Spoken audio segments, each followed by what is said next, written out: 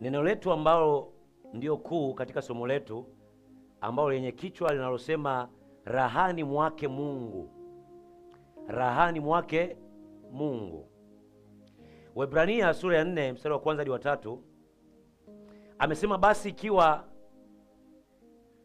kama ahadi ya kuingia katika raha yake, na tuogope mmoja wenu asije akaonekana ameikosa hiyo ahadi. Amesema tuogope ili mmoja wetu asije kufanyaje? Kuikosa hiyo ahadi ya kuingia rahani mwake Mungu. Anasema maana ni kweli sisi nasi tumehubiriwa habari njema vile vile kama wao walivyohubiriwa, lakini neno lile lililosikiwa halikuwafaa wao, kwa sababu halikuchanganyika na imani ndani yao waliosikia. Kuingia rahani mwa Mungu kunatokana na imani. Biblia inatuambia, andika Warumi sura ya 10 mstari wa 17. Warumi 10:17 anasema imani chanzo chake ni kufanyaje? Ni kusikia. Kwa hiyo kuingia rahani mwa Mungu kunatokana na nini? Na kusikia sauti ya Mungu, au kusikia kweli ya Yesu Kristo, injili ya Yesu Kristo. Yule anayeingizwa rahani mwa Mungu, rahani mwa Mungu ni sehemu ya starehe, ni sehemu ya pumziko. Ili tuweze kupata uzoefu wa kuwa na pumziko ndani ya moyo wetu, tuweze kupata starehe, tuweze kupata hali ya kuwa na amani na utulivu ndani ya mioyo yetu, lazima tusikie kutoka kwa chanzo cha uumbaji. Jina lake naitwa Yesu Kristo. Yeye, Biblia inasema yeye ni mfalme wa nini? Wa amani. Mtu anapopungukiwa amani ndani yake, anaponyosha mikono yake na kuliitia jina lake, yeye ana uwezo wa kumpa amani. Yeye ndio chanzo cha nguvu yetu. Kuna wakati katika hali ya kibinadamu tunakuwa dhaifu kulingana na matatizo, changamoto na hali tunazopitia kama wanadamu. Tunapomtumainia na kumwangalia yeye, anafanyia kuwa ni chanzo cha nguvu zetu, hata kama tumefika sehemu ya kuzimia au ya kukata tamaa. Biblia inasema yeye ndio chanzo, Yesu Kristo ni chanzo cha furaha yetu. Hakuna mwanadamu anaweza kukupa furaha idumuyo zaidi ya furaha inayotoka kwa Bwana. Roho wa Mungu, Yesu Kristo ndani ya muamini, ndiyo pumziko halisi.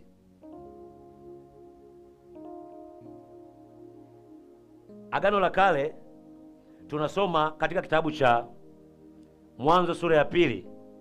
Andika Mwanzo sura ya 2 mstari wa 2 na wa 3. Akasema baada ya Mungu kuumba vitu siku 6, siku ya 7 Mungu akapumzika. Biblia ya Kiswahili inasema Mungu akastarehe.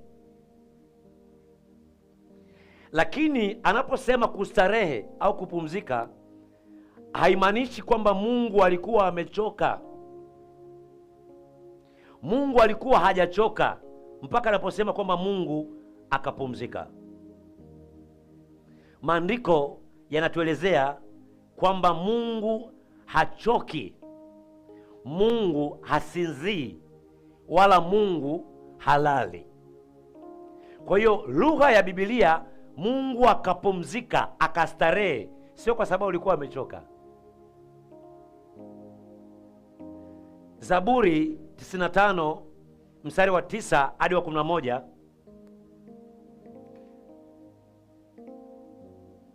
Neno la Mungu nasema, hapo waliponijaribu baba zenu, wakanipima, wakayaona matendo yangu, miaka 40 nalihuzunika na kizazi kile. Mungu anazungumza kupitia kinywa cha nabii Daudi. Nikasema, hao ni watu waliopotoka mioyo, hawakunijua njia zangu. Nikaapa kwa hasira yangu, wasiingie rahani mwangu. Kati ya watu zaidi ya milioni 2 na waliotoka Misri utumwani, ambao Mungu aliwaahidi kwamba wataingia nchi ya nini? Ya ahadi, nchi ya Kanaani. Kati ya watu zaidi ya milioni 200, ni watu wawili tu ndio waliingia nchi ya Kanaani, ni Caleb na Yoshua. Wote walioambatana na Caleb na Yoshua ni wale ambao walizaliwa hapa katikati, wakiwa jangwani hapa katikati, ndani ya ile miaka 40. Ila wote waliotoka kule Misri walifia pale jangwani. Biblia inasema kwa sababu ya kutokuamini kwao, Mungu akaapa, watu hawa hawataingia rahani mwangu, hawataingia sehemu ya pumziko, hawataingia sehemu ya kustarehe, hawataingia sehemu ya kutuliwa mizigo yao.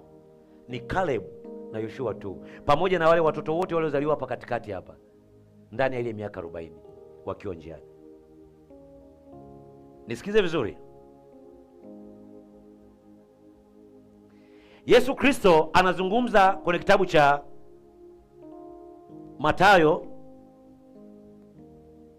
Mathayo sura ya 11 mstari wa 28 hadi wa 30. Anasema, njooni kwangu ninyi nyote msumbukao na wenye kuelemewa na mizigo, nami nitawapumzisha. Anasema, jitieni nira yangu, mjifunze kwangu, kwa kuwa mimi ni mpole na mnyenyekevu wa moyo, nanyi mtapata raha nafsini zenu. Anawaita wote ambao ndani ya mioyo yao wana mizigo, wana uchungu, wana masononeko, wana maumivu, wale ambao wapo katika mahitaji, wale ambao wapo kwenye sintofahamu, wapo njia panda, hawajui waende kushoto, kulia, mbele wala warudi nyuma. Anasema, njoni kwangu nitawapumzisha. Kwa hiyo anapozungumza Yesu Kristo ndio kila kitu kwenye maisha yetu, yeye pekee ndio anaweza kutupa pumziko la kweli na kutupa furaha na amani ndani ya mioyo yetu. Biblia inaniambia Isaya sura 26 mstari wa 3. Anasema Isaya 26 mstari wa 3, utamlinda yeye ambaye moyo wake umekutegemea katika amani kamilifu, kwa kuwa anakutumainia. Macho ya Mungu, moyo wa Mungu upo kwa wale ambao mioyo yao inamtegemea yeye. Amesema watu hawa wanaomtegemea atawapa amani kamilifu, amani iliyokamilika. Kuna amani, lakini kuna amani iliyofanyaje? Iliyokamilika. Mwanadamu anaweza kukupa amani kwa kitambo kidogo tu. Wewe mwenyewe unaweza kujitengenezea mazingira ya amani kwa kitambo kidogo tu. Yesu akasema kwenye Yohana sura ya 14 mstari wa 27. Yohana 14 mstari wa 27 anasema, amani na waachieni, amani yangu nawapa, niwapavyo mimi sivyo kama ulimwengu utoavyo. Msifadhaike mioyoni mwenu, wala msiwe na uoga. Anazungumza aina ya amani ambayo Yesu Kristo anatoa ni tofauti na amani anaweza kukupa mama, baba au mpenzi wako. Kuna mtu mmoja anaongea hapa, jamani wapendwa. Amesema namna amani hii ni wapavyo mimi ni tofauti na mfumo wa ulimwengu. Unajua, unaweza kuwa katika hali ya makandamizo, hali ya uchungu, hali ya maumivu, na ukaamua kujitoa out, au mkaamua kwenda sehemu mkaenjoy, mkafurahi, si ndio? Lakini kuambia kitu kimoja, amani za kibinadamu za kuzitafuta na ni za muda. Ndio maana mtu anaweza kawa na furaha, ni kama na furaha kwa kitambo kidogo, ila tatizo linaweza kawa liko pale pale, kwa sababu amani hiyo ni ya nje kuja ndani. Ila ipo amani ya Yesu Kristo, inaanzia kwenye vilindi vya moyo, inatoka nje. Amani hii haitokani na mfumo wa dunia hii. Bwana Yesu asifiwe sana. Bwana Yesu asifiwe. Wafilipi sura ya 4 mstari wa 7 anasema, na amani ya Mungu ipitayo akili zote itawahifadhi mioyo yenu na nia zenu na akili zenu katika Kristo. Wafilipi 4:7 anasema amani ya Mungu ipitayo akili zote itawahifadhi. Lugha pale imetumika kuhifadhi akili zenu, nia zenu na mioyo yenu. Kuna wakati sisi kama wanadamu tunapitia changamoto za aina mbalimbali, si ndio? Kuna makwazo, kuna ups and downs, si ndio? Kuna wakati tunakasirika, tunapitia maumivu fulani, majaribu fulani. Maandiko yanasema majaribu ni kawaida ya mwanadamu. Tunapopitia hizo hali na mazingira na changamoto fulani fulani, ipo amani ambayo inayotufunika, inayotusitiri akili zetu na mioyo yetu. Amani hiyo yatoka kwa Yesu Kristo. Amesema ni amani katika Kristo Yesu. Sio amani katika kitu kingine, ni amani katika nani? Yesu Kristo.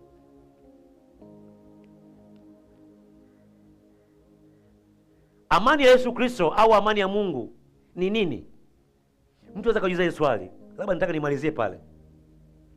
Amani ya Yesu Kristo, ukisoma Warumi sura ya 5, Warumi sura ya 5 mstari wa 1, anasema basi tukisha hesabiwa haki itokayo katika imani, tukisha hesabiwa haki itokayo katika imani, na muwe na amani, tuwe na amani kwa Mungu kwa njia ya Bwana wetu Yesu Kristo. Njia pekee, narudia tena, njia pekee ya kuwa na amani ni kupitia Bwana wetu nani? Yesu Kristo. Kwa namna gani mimi na wewe tunaweza kuwa na amani kupitia Yesu Kristo? Ni katika namna hii inayokuja. Tusome kwa pamoja Zaburi 119 haraka haraka. Zaburi 119 mstari wa 165. Nani kapata pale? Zaburi 119 mstari wa 165. Anasemaje?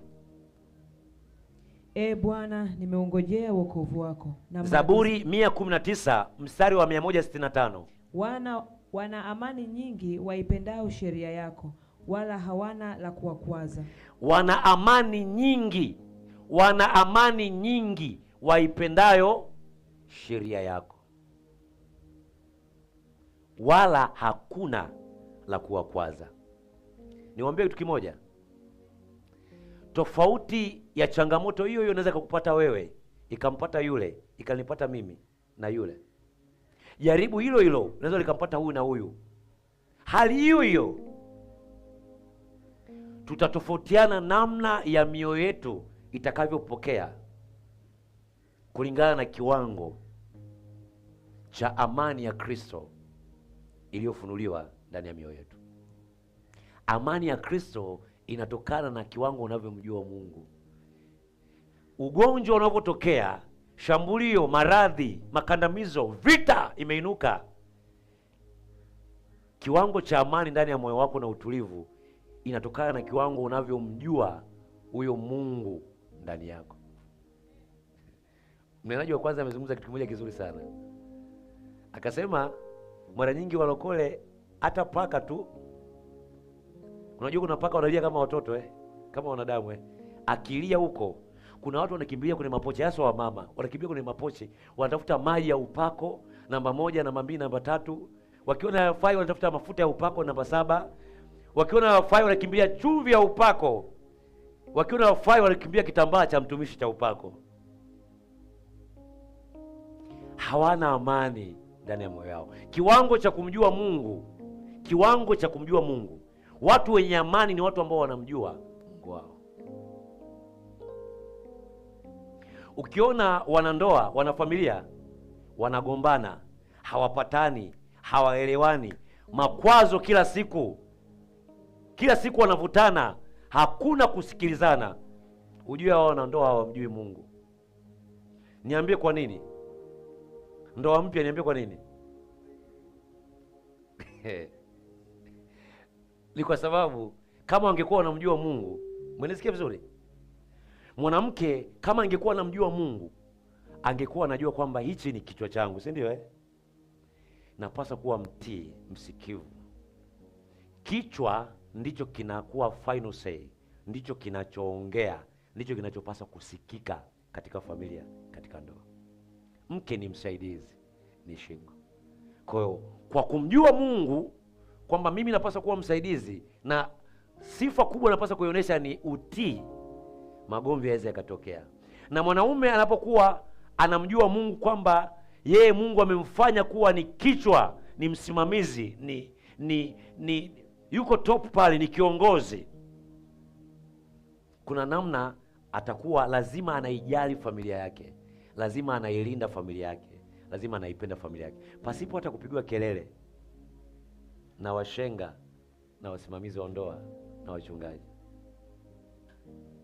Wana amani nyingi sana wale wafanyaje, wamjuao Mungu wao, na wala hawatakuwa na nini, na makwazo. Wako watu hapa leo mpaka sasa hivi Mungu anaendelea kutufinyanga, si ndio? Kuna watu wengine wanaweza kawa wanaenda kwa lugha mpya, tunaweza tukawa tunaimba hapa hivi. Hata mimi muda mwingine waga nakasirika, sina nionaga muda mwingine, ila makasiriko yangu mimi hayadumu sekunde nyingi. Yakidumu dakika 2, hilo kasiriko ni kubwa sana. Mimi nikalipuka hapo afu dakika 2 tayari nimekuwa nomo. Ni kwa nini? Roho Mungu ashaniambia huwezi kuhudumia watu, nafsi za watu, kama moyo wako haujakaa vizuri. Kwa hiyo wewe ambao ni mtendakazi, wewe ambao ni mtumishi wa Mungu, unamtumikia Mungu katika eneo lolote lile katika mwili wa Kristo, ninapokuona bado jambo lina kusumbua na kukutatiza, ishara kubwa ambayo naipata ndani ya moyo wangu, umepungukiwa amani ya Kristo ndani ya moyo wako. Ni amani ya Kristo ndio inatutuliza katika mawimbi, fadhaa. Kuna mambo mengi ya familia tulizotokea. Hakuna mtu ambaye hapa kuna familia ya baba yake au mama yake hakuna makorokoro, hakuna maneno, hakuna magomvi. Yapo katika familia na nyumba zetu. Kiwango chako cha kusimama na kumtumainia Mungu na kuendelea kumwabudu na kumsifu na kumtumikia Mungu inatokana na kiwango unachomjua Mungu. Kiwango cha kumjua Mungu ndio kinasema wewe uwe na amani kwa kiwango gani ndani yako. Maandiko yanasema kwenye kitabu cha Yohana sura ya 16 mstari wa 33, Yohana 16 mstari wa 33, anasema hayo nimewaambieni mpate kuwa na amani ndani yangu. Ulimwenguni mnayo dhiki, lakini jipeni moyo, mimi nimeushinda ulimwengu. Anasema hayo nawaambieni mpate kuwa na amani ndani yangu, ndani ya Kristo. Yesu alitahadharisha, alisema wanadamu watawainukieni. Kuna mambo yatakuwa sivyo kama mnavyofikiria, lakini hayo yanapotokea, jueni kwamba mimi ulimwengu nishaufanyaje? Nishaushinda. Yesu